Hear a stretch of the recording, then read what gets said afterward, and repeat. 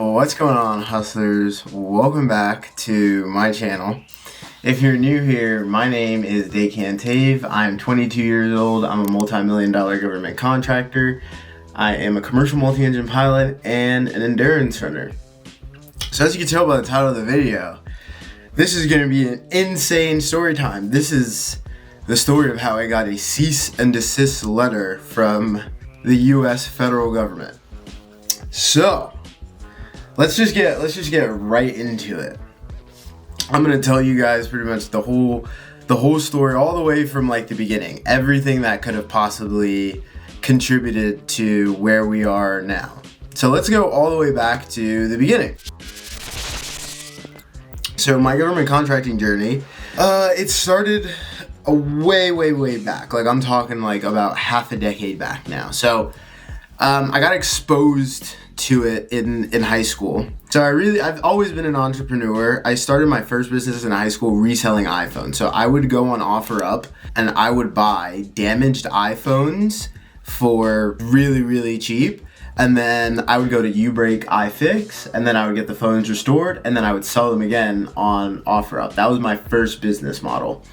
And then I was also bussing tables at the time. Now I graduated in 2020, so we all know what happened in 2020, COVID year. So while I was reselling phones and working at this restaurant, COVID happened. So my business was pretty much based largely on in-person, like going to these places to go pick up these phones. And because of COVID, that clearly wasn't happening. So I decided to take the money that I had from selling phones to reselling clothes, like reselling Supreme, reselling V-Loan, reselling shoes and stuff like that. You could probably still find my account on Goat and Grailed. It was Flip and Drip LLC. So I transitioned into that, and then I was like, what is a place that I can go to for work that's still going to be open? Like, what's an essential place? And then I came across Wawa. So I started working at a gas station while also reselling clothes and shoes and things of that nature. And then one day I met a friend of a friend through pretty much just like a social gathering. I was talking to this guy, really young guy, already had a successful business. He was a year older than me. And we were talking about business, and I told him the stuff that I was doing, and he was like, dude, I love what you're doing. I love your tenacity. I love your moxie, but he was like, you've got to go into something way bigger ticket. And I was like, what the hell does that mean? Like, at this point, I was still a kid. I didn't know what big ticket meant. I didn't know, like, I didn't really know much about business. I was kind of just cowboy, like, fly by the seat of my pants. So then he's like, bigger ticket means more money per transaction. So then I told him, I was like, hey, listen, my parents just started this thing and they asked me to help them, but I didn't really want to do it. So for context, my father, he had a business reselling aviation components to different airlines around the world, different commercial airlines. But during COVID, no commercial airlines were flying, so nobody was buying airplane parts. So then he was like, well, who's still buying airplane parts? The federal government is.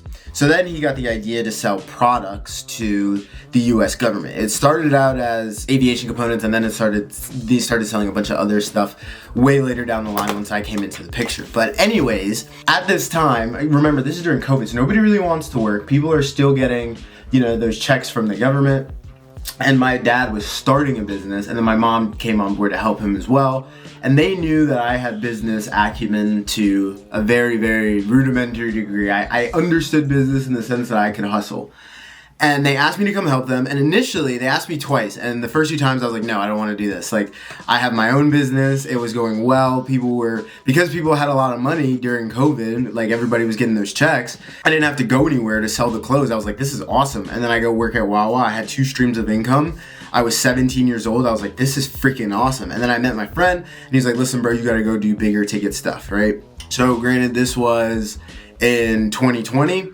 And then pretty much fast forward it, at a lot of points it was just me, my mom, and my dad. My dad's also an airline pilot, so he left to go back to the airlines once they started flying again. Even though it was a limited capacity, he didn't get furloughed, so he was one of the first people to get the call back and be like, yo, it's time to go back to work.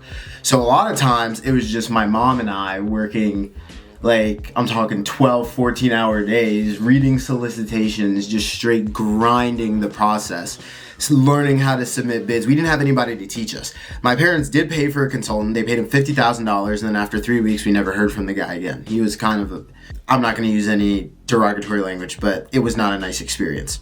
So basically, it's just my mom and I grinding while my dad was doing business development. We were working in the business while my dad was working on the business. And then people came, went, they hired people quit, people didn't want to work, people didn't really have any motivation. So when we started, I mean, it was zero. Like, I was there working once we had won our first contract, and I want to say it was for $42, and we lost money on it. So fast forward a couple years, I became, I'm not going to toot my own horn, men lie, women lie, numbers don't. In relation to other salespeople in the company, I was up there. I was performing very, very well. And then in total, my stats were, and mind you, this was working part-time while putting myself through college as well. In total, my stats were I did over 130 contracts. I worked with 2 other companies as an account manager, selling their stuff to the government. So I did about 25 plus contracts with them. And then I did a little over $3 million in sales. Now, mind you, I'm not even 21 years old. I can't even buy a beer at this time. I'm putting myself through college. And mind you, I was still also grinding flight training. So I had a lot going on. So I was really happy. I was like, I'm a multi-million-dollar salesman at 20 years old. Done 100 plus contracts. I've worked with other companies.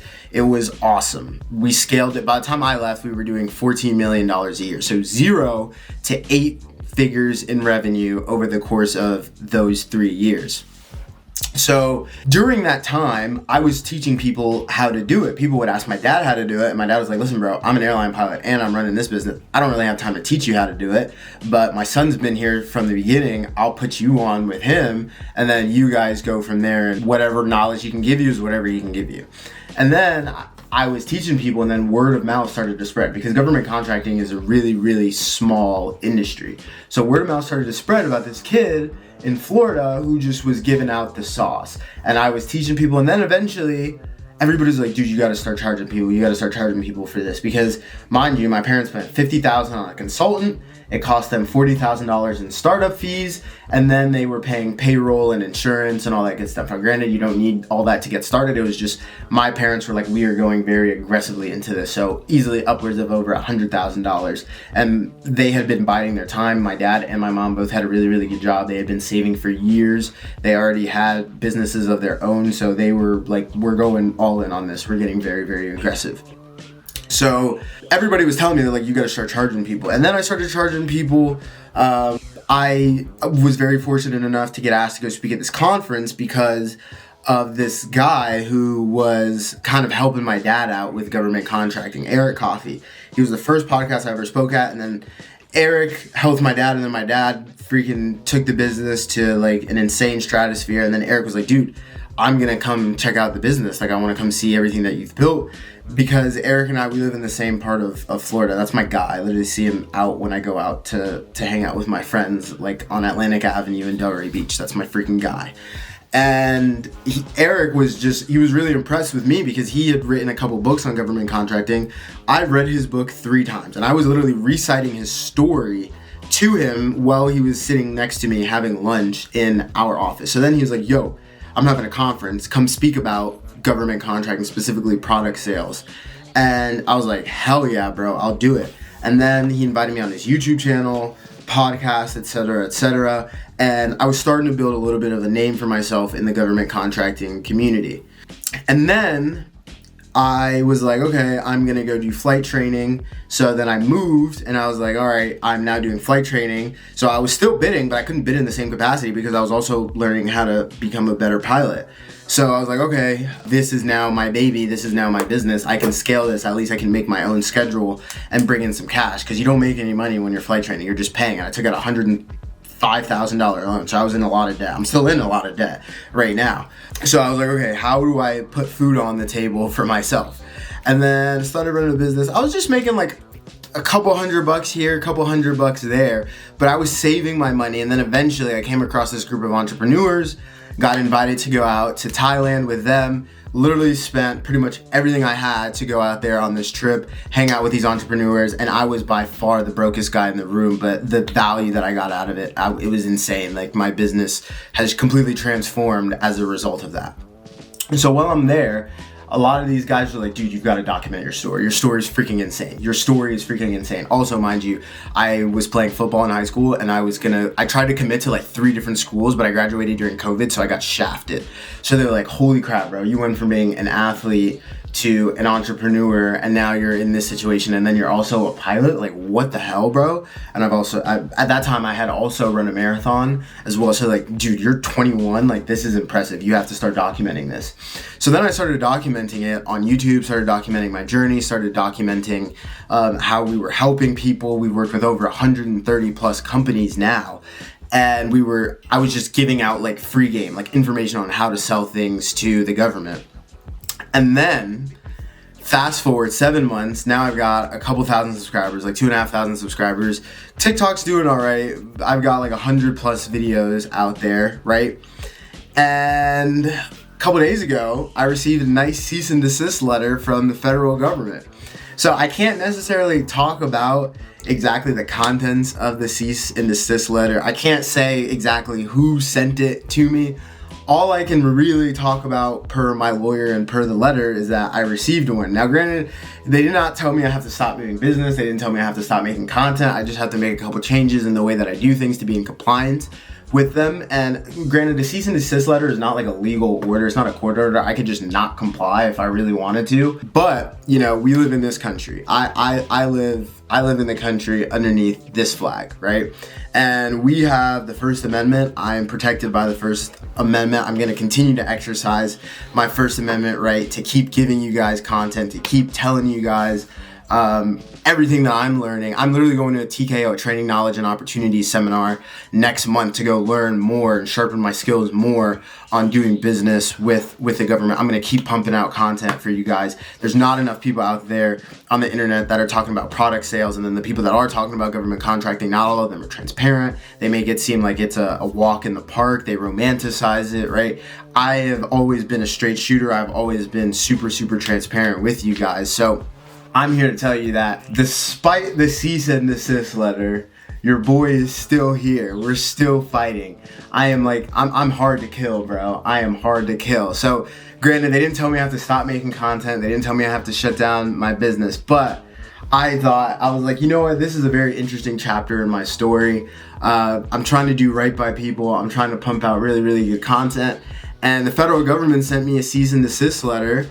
And I'm just like, you know what, bro? That means that somebody's watching. Somebody, somewhere knows who this 22-year-old kid is. Somebody out there. I only got 2,500 subscribers, but I promise you, when this channel gets to where I know it will get to in a couple years, somebody's gonna look back on this and be like, yo, this dude was a fighter, bro. He did not roll over and die. I'm gonna keep fighting. I'm gonna keep fighting for you guys.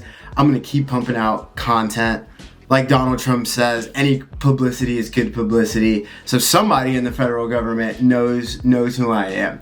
And you know what, bro? I'm not gonna sit up here and lie to you and act like I'm Mr. Joe Cool. Yeah, I freaked out when I saw Dear Mr. Cantave, and then it's literally the federal government on letterhead telling me like this is a cease and desist letter.